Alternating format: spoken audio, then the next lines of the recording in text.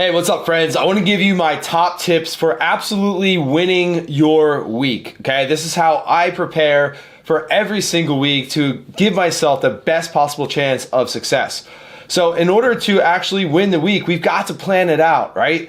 There are many things that are going to happen that are outside of our control, that we have no control over. There are things that are going to pop up that are unexpected, whether it's in business, our careers, family, community, things going on with our homes and offices and cars. And there's all these things that, as much as we don't want them to, we need to be realistic and understand that things are going to happen that are outside of our control. So we need to control what we can control. And that might not be everything, but we can control way more than we think if we just be a little bit proactive in planning out our weeks. So what I do is every Sunday evening, late afternoon, early evening, sometimes Sunday morning, if I have the time, if we don't have sports and whatnot going on with the kids, I plan out my week. And it can be just a half an hour of sitting down with my laptop, my Google Calendar open. I sit down with my trusty little Moleskine notebook right here where I've got notes and ideas and things. I've got my phone in case there's anything in there I need to reference. I have everything sitting there in one spot. I'll usually have a coffee or a tea or something, kind of get the creative juices flowing. It's kind of a ritual thing for me. And what I'm doing is I am looking at what are my priorities for the week. All right, so let me go into my notebook. So today's planning, priorities for the week. All right, I have 1, 2, 3, 4, 5, 6, 7, 8. I've got 8 things on there. That's a lot, right? Normally, the experts, the gurus would say no more than 3 or 5 priorities for the week. I'll get there someday, but I'm trying to accomplish a lot like we all are, okay? So number 1, I've got new funnel. We've got to get a new Facebook ads funnel up and running. We've got a lot of the pieces built out, but marketing is not marketing unless the market actually sees it, right? So I've got to record a couple of videos. We've got to get our ads up, a couple landing pages, fine-tuned and whatnot. So new funnel, that is number 1. If I accomplish nothing else this week but do that, then the week is a success, all right? New products. We are coming out with new pricing for our training programs. We have not changed our pricing in 3 years, 3 years almost. It's crazy. So we're coming out, I call it new products. It's really a new model for our existing products, a time frame and the way that we're packaging it up and then the pricing. So we're going to be launching that this week. In order to do that, we've got a few things to accomplish before then. We've got to fine-tune a couple things on our sales process we've been talking about for a while. We're going to go over that on our sales meeting on Monday afternoon. Rehash campaigns. So we're going to run rehash campaigns. We are going to go out to our market with to everyone who had a call with us last year but did not convert into a client. We're going to hit them with text message, email, DMs, phone calls, and things like that. Lean into clients. That's one thing. I was away last week. I was traveling last week. So I want to be more intentional about leaning into our clients this week. I know what that means for me. I don't have to really explain it, but it's really just being more proactive, reaching out to clients, answering questions inside our Facebook groups and things like that. Create new content, which is what I'm doing right now. I have been creating content, but I have a lot of things on the list I want to get done. Impact Syndicate, that is our new mastermind group that is starting up in just a week from today. So we're going to push that. We're going to promote that. We're going to get more people involved in that. And then ARRC, which is a nonprofit association that I am a board member of. I've got some work to do there. So those are the 8 priorities that I have to do this week. Those are my big rocks, okay? Now, what happens if I do not put those in the calendar? If I don't put those in the calendar, my calendar is going to fill up either way. I know that, right? I've been in business 9 years. That is going to happen. It's going to fill up with the requests from clients, from team members, others that are scheduling calls in my calendar. I have my Calendly link out there for our strategic partnerships and things like that. My calendar will fill up with things to do, and I might look back at the end of Friday. There's an alarm. I got a call coming up. I might look back at the end of Friday and say, hey, man, I was busy all week and I accomplished, I did all this activity, but was I really productive, right? And if I don't put these big rocks in my calendar and block off time and hold myself accountable and shut off my notifications and shut off my phone and put my phone in another room, which I do a lot of times, I'm not going to move the ball forward in terms of my business, my personal life, family life, whatever it is that I'm after. So I put those big rocks blocks in my calendar. I block them off. I give them more time than I think I need. In a lot of cases, I'll add buffer times, like a half an hour buffer time before and after, just so I have plenty of time to accomplish that thing. How often do we sit down and do a thing and we're 80% done, 90% done, and then we have an appointment, we have a call, or we have to do something, we get up and we don't go back and finish that thing for days or weeks or even months, right? I've done it, absolutely. So I want to make sure that I have enough time to do those things. I've got buffers in there because I know that things are going to pop up. And the biggest thing that I do to win the week is I crush my morning routine and my evening routine. My morning routine is about, I guess, call it 2 hours, including my workout. It includes everything from meditating, doing a daily devotional in the Bible app, writing, reading, reaching out to people, posting on social media, doing my workout, cold shower, a couple other things in that morning routine. But by the time I'm done with my workout, I've already stacked up like 10 wins, right? Gratitude journaling, things like that. I've already stacked up a bunch of wins. I'm ready to attack the day. So I control that first 2 hours of my day. And then at the end of the day, at night, I have about a 15-minute kind of reflection of the day, writing down a few things, a few wins from the day. So I bookend the day. That's how I call it. That's how I look at it, right? I bookend the day. We're not always in control of what's going to happen throughout the day, especially when, we go online and the phones start ringing and people start coming into the office and all that. But we can control the beginning and the end. No matter what your situation is, how many kids you have, what you have going on, we can wake up earlier and win the day. And we can spend 15 minutes at the end of the day to reflect. If you don't have time to do a morning routine and a night routine, then you don't have a life, right? You've got to figure that out. That is imperative. So we're not going to control what goes on throughout the day. Again, things are going to pop up, but we've got to plan that morning routine, that evening routine, and we've got to plan our blocks throughout the day.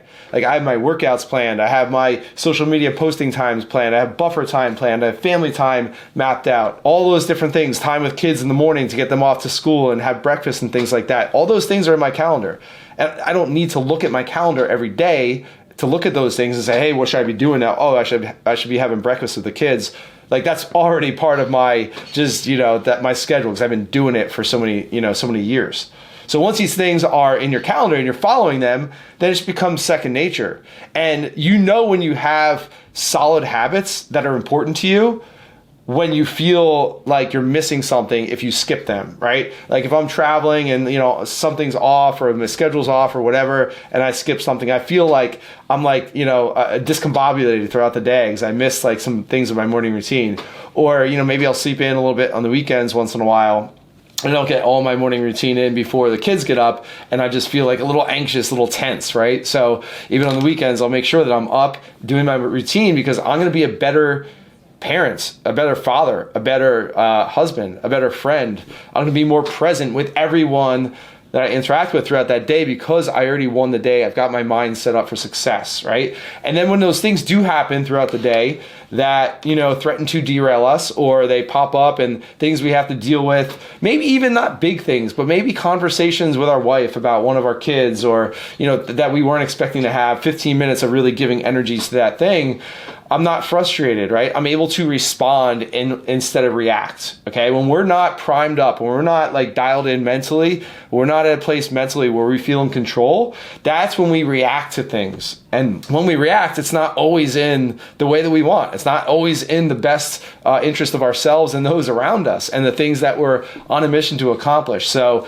we want to respond. We want to be able to respond the way that we want to respond instead of react. When we react, a lot of times we're not like we are in control, but like it's kind of like not the way we want to actually act. But when we respond, it's usually like a premeditated, pre-calculated way that we are acting in accordance to what happens in a given situation. So those are my tips, right? Number one, spend the time on a Sunday to plan out the week, right? And sometimes, like, especially in the summer when we're outside, we're at the beach, we're running around, and like sometimes I don't actually do that on a Sunday and I wake up Monday after a bad night's sleep because I'm up thinking about things and I wake up Monday, I feel like, I'm not ready for the week. And so that gives me enough motivation to make sure that no matter what's going on a Sunday, that I make that time because it's so important to set yourself up for success, right?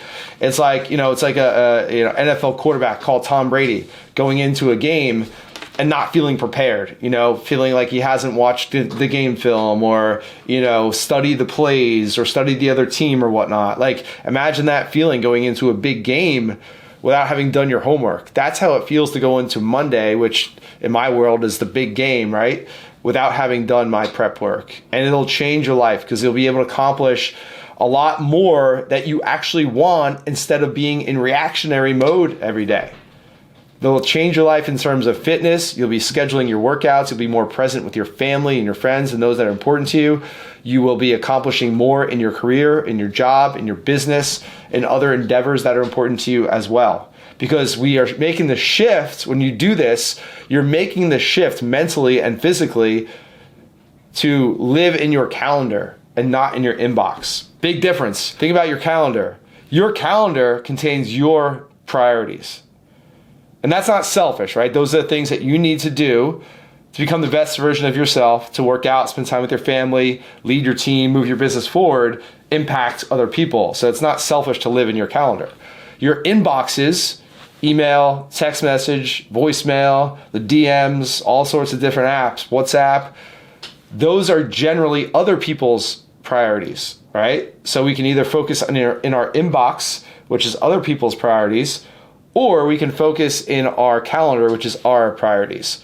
Ideally, because everything needs attention, we can't just ignore inbox, of course. Ideally, we are spending our most creative, our most dialed in, our most energetic hours, which for me is in the morning, in our calendar, accomplishing those big things, and then filling in the gaps with the things from our inboxes. And realizing that if you spend all your week in your inbox, and you're just, answering other people and solving problems and whatnot, then you are going to be having a very active week, but is it a very proactive or productive week?